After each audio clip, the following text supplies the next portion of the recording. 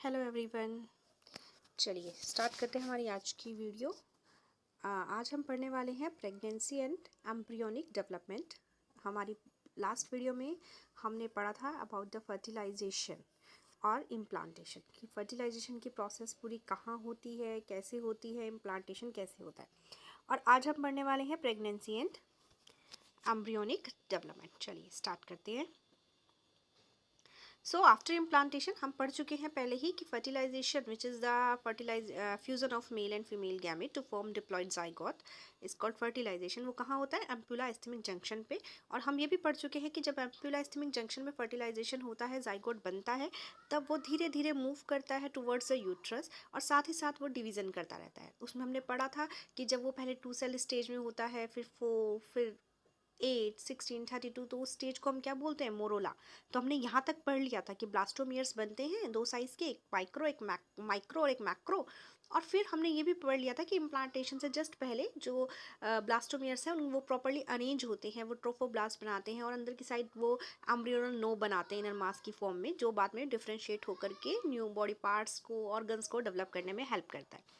तो अब इम्प्लांटेशन हो चुका है, उसके फर्दर आगे की जो प्रेगनेंसी है उसके बारे में हम पढ़ रहे हैं, कौन कौन से हार्मोन सिक्रीट हो रहे हैं, किस तरीके से प्लेसेंटा फॉर्मेशन हो रहा है, वो सब हम पढ़ने वाले हैं। So after implantation finger like projections appear on the trophoblast. तो ट्रोफोप्लास्ट जो आउटर लेयर है किसकी? जाइगोट जो था, अब वो एम्ब्रियो में बदल चुका है, मोरोला स्टेज में आ चुका है। ट्रोफोप्लास्ट जो बाहर की लेयर थी उसमें फिंगर लाइक्स कुछ उंगलियों की तरह के स्ट्रक्चर बनेगा, जिसको क्या बोलेंगे? कोरियोनिक विली बोलेंगे, which is surrounded by the uterus tissue. अब ये सब है कहाँ? ये जो ट्रोफोब्लास्ट है वो एम्ब्रियो के बाहर की लेयर है। कहाँ पे है वो? अभी यूट्रस में, तो इसलिए ऑब्वियसली वो surrounded by the uterus tissue और मैटरनल ब्लड उसके चारों तरफ होगा। अब ये जो विली है, ठीक है, ये जो कोरियोनिक विली है जो ट्रोफोब्लास्ट से फिंगर लाइक प्रोजेक्शंस डेवलप हुए हैं, वो इस यूट्रस टिश्यू के साथ इंटीग्रेटेड हो जाएगी, ठीक है। यानी कि कुछ डिप्रेशन लाइक स्ट्रक्चर यूट्रस में बना और वो फिंगर लाइक प्रोजेक्शन उसमें बने, तो दोनों में आपस में मिक्स हो गए और ज्वाइंट हो गए to form a structure and functional unit between the developing embryo. अब जो डेवलपिंग एम्ब्रियो और फीटस है उसके और मदर के बीच में एक स्ट्रक्चरल, एक फंक्शनल यूनिट बनाएगा which is called placenta.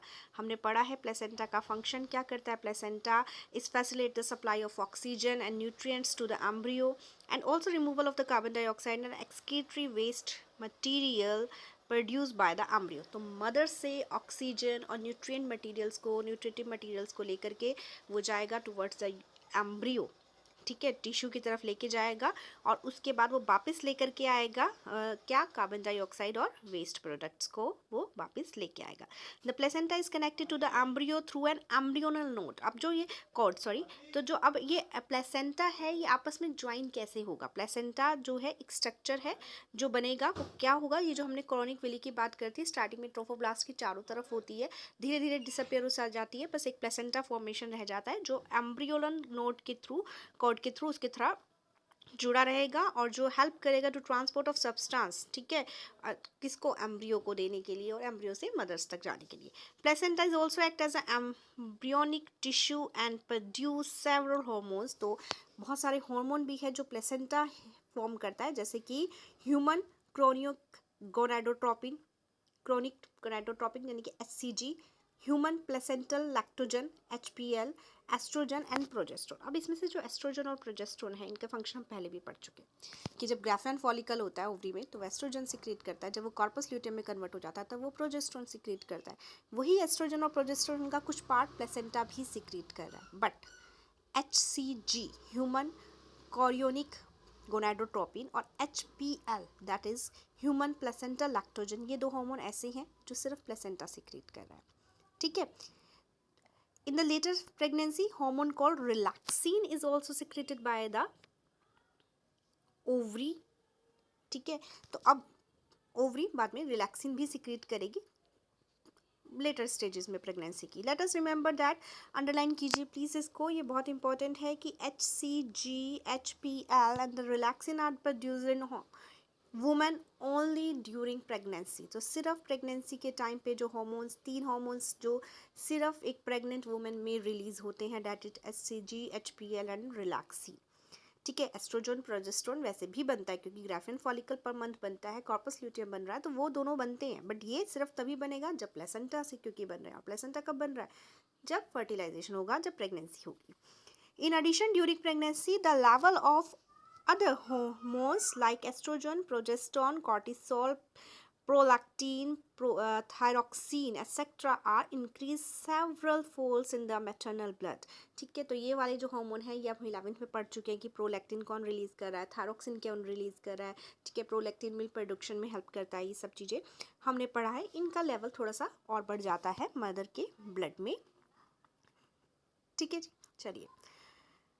Okay, increase production of these hormones is essential for supporting the fetal growth. अब जो फीटस है, जो एम्ब्रियो डेवलप हो रहा है, उन सब उसकी प्रॉपर ग्रोथ के लिए इस सब का प्रोडक्शन होना, इन सब का हाई अमाउंट में प्रोड्यूस होना is important. That's why they produce in high amount.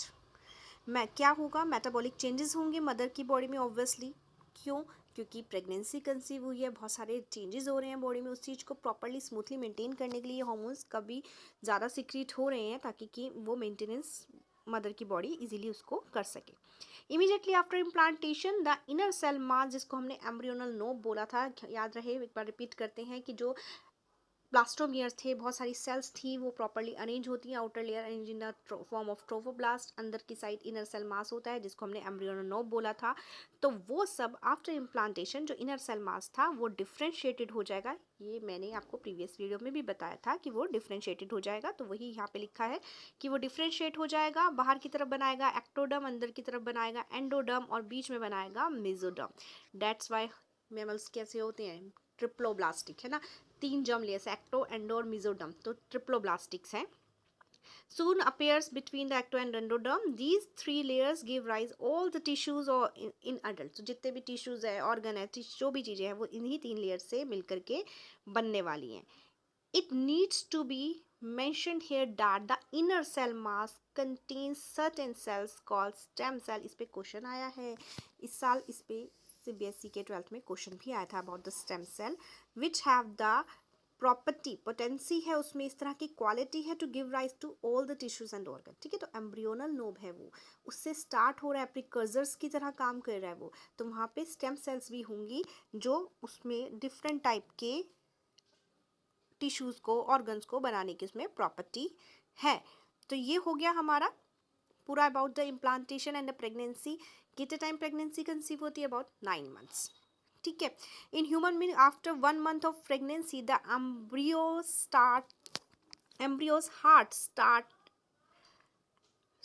Heart is formed. ठीक है, तो ये लगभग 1 month के बाद हार्ट बीट स्टार्ट हो जाती है, हार्ट बन जाता है। The first sign of growing fetus may be notice by listening the heart sound carefully. ठीक है, स्टेथोस्कोप के through doctors heart beat, heart की साउंड सुन सकते हैं क्योंकि 1 महीने तक वो बन जाता है।